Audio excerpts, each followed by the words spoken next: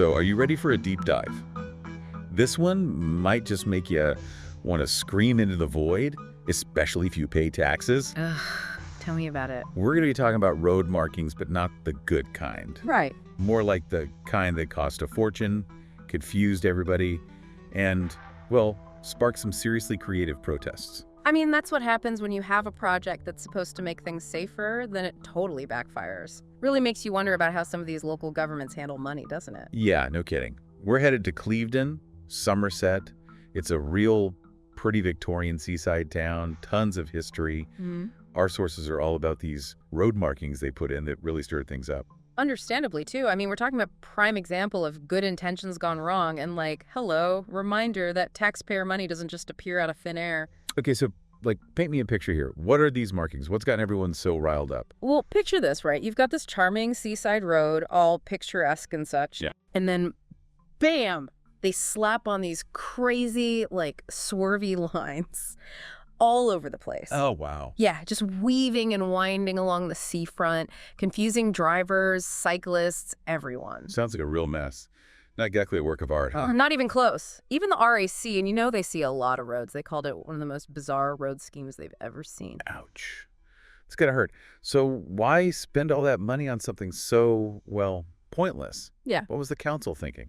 Well, on paper, it was all about safety, for cyclists mainly, trying to give them more space from cars. Right. But the execution, let's just say it wasn't exactly a masterpiece. So they tried to fix one problem, but ended up making things even worse. Pretty much. And get this, the whole thing was supposed to cost around £201,000, which is already a lot. Yeah. But hold on to your hat because the final cost. Oh, no. Don't tell me. A whopping $1.5 million. You're kidding me? $1.5 million for road markings. That's outrageous. A lot of people are asking that same question. And guess what? To remove these things, it's going to cost another $1.5 million. So £3 million basically wasted. Money that could have gone to schools, healthcare, stuff that actually helps people. Right. It's infuriating. And this is the thing. Local councils, same as the government, they're always strapped for cash. Yeah, especially now with everything going on. Exactly. So to see them throw away that kind of money on something that didn't work and actually made things worse, it's like, come on. Yeah, it's a hard pill to swallow. So we've got these crazy road markings, a budget that exploded, and a whole bunch of taxpayers who are rightfully ticked off. But where did things go wrong? Did anyone even say, hey, maybe this isn't a good idea? Well, this is where it gets even more frustrating. Really? The North Somerset Council, they're the ones in charge of Clevedon. They admitted they messed up. They're blaming the pandemic, saying it made it harder to talk to residents and get their input. So they're basically saying, oops, sorry. Pretty much. I don't think that's going to fly with the people of Clevedon, especially those who are now stuck with the consequences. And there are some real consequences. Let's talk about the Clevedon Sailing Club. They've been around for centuries, a real part of the community. Okay. They need a slipway to get their boats in the water. It needs repairs badly. And I'm guessing this is where that $1.5 million that's supposed to be used to remove the road markings comes in?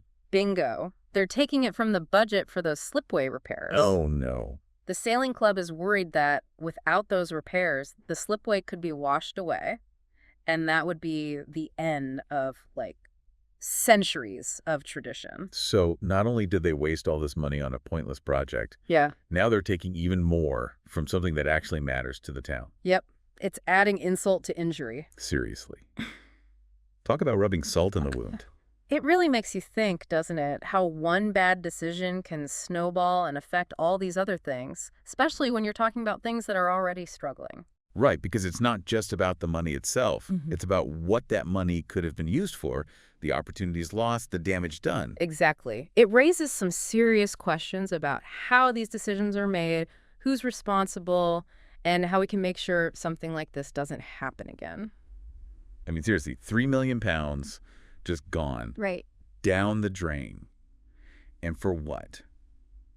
A few squiggly lines that just make the road more confusing.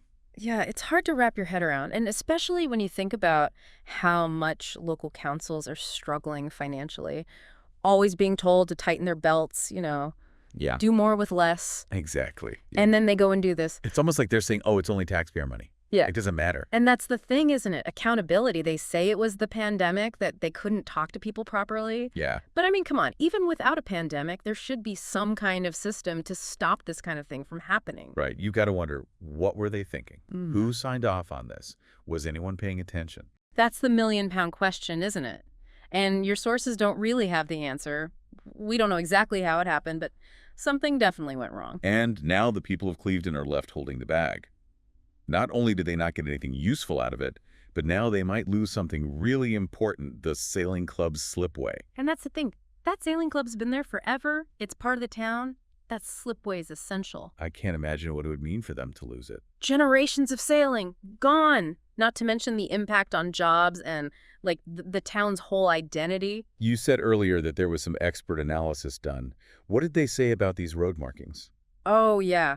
The council brought in this firm, Transport Expert Audit West, to look into the whole thing. Okay. Their report, pretty scathing. They basically said the new layout is confusing, doesn't make things safer, might actually be more dangerous. So not only did the council waste a bunch of money, they might have actually made the roads less safe. It's hard to believe, isn't it? Were they so caught up in trying to make things better that they didn't think it through?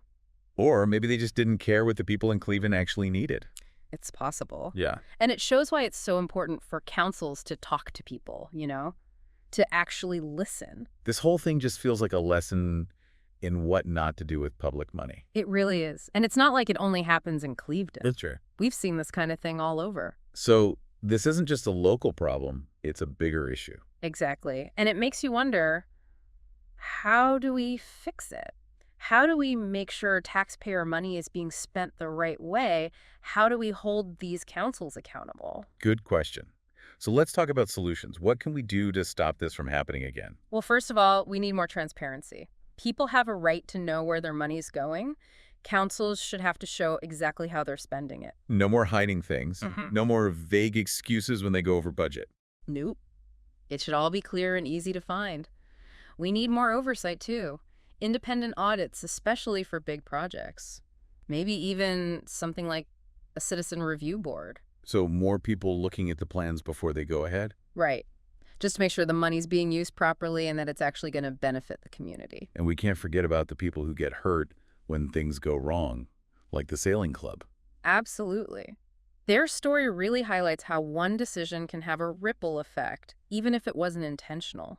We're not just talking about numbers here. We're talking about people's lives. So what can we do to help them? We talked about finding other ways to get funding, but is there anything the council can do to make things right? It's tough, The council's in a tight spot financially, and they probably don't want to move money around.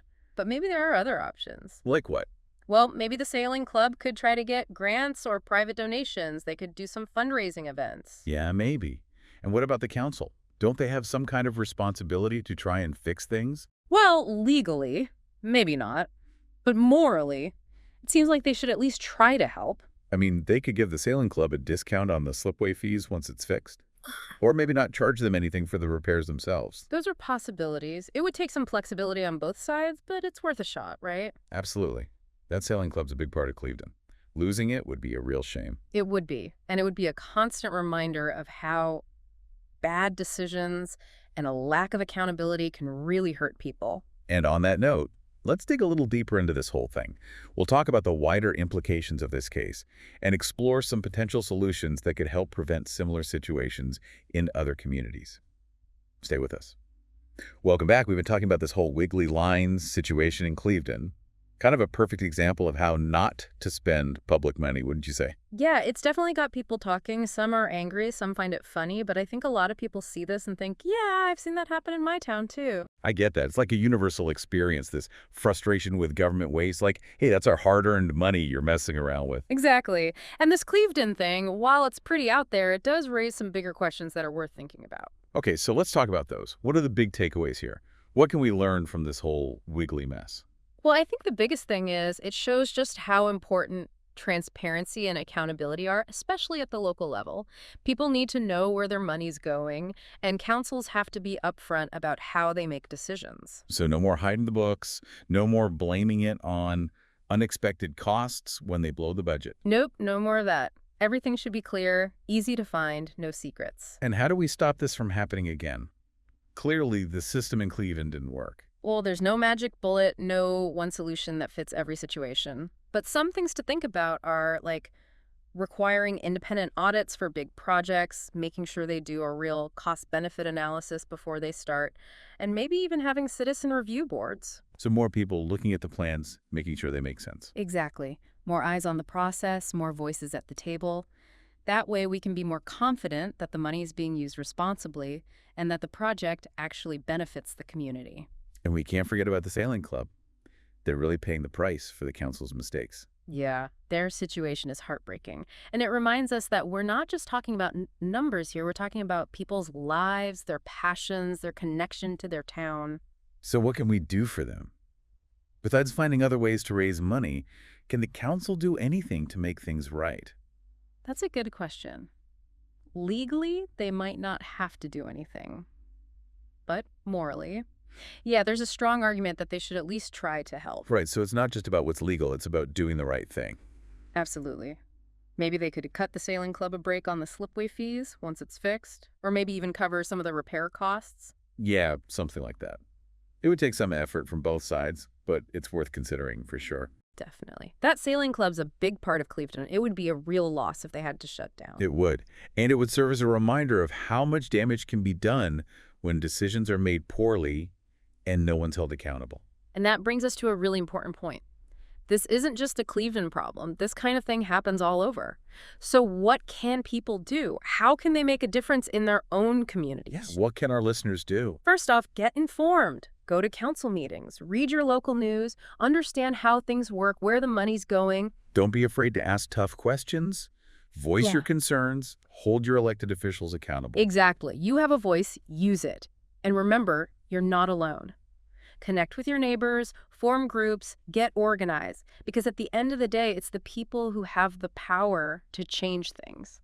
That's a great point. Well, this whole Wiggly Line story has been quite the roller coaster, hasn't it? Frustrating, kind of absurd, but also, I think, a wake-up call. It is. It shows that even when the government messes up, there's still hope. Hope that we can learn from these mistakes, hold people accountable, and work together to create communities where our money's used wisely and decisions are made with transparency and in the best interest of everyone. That's a message worth remembering. And with that, we'll wrap up this deep dive. Thanks for joining us.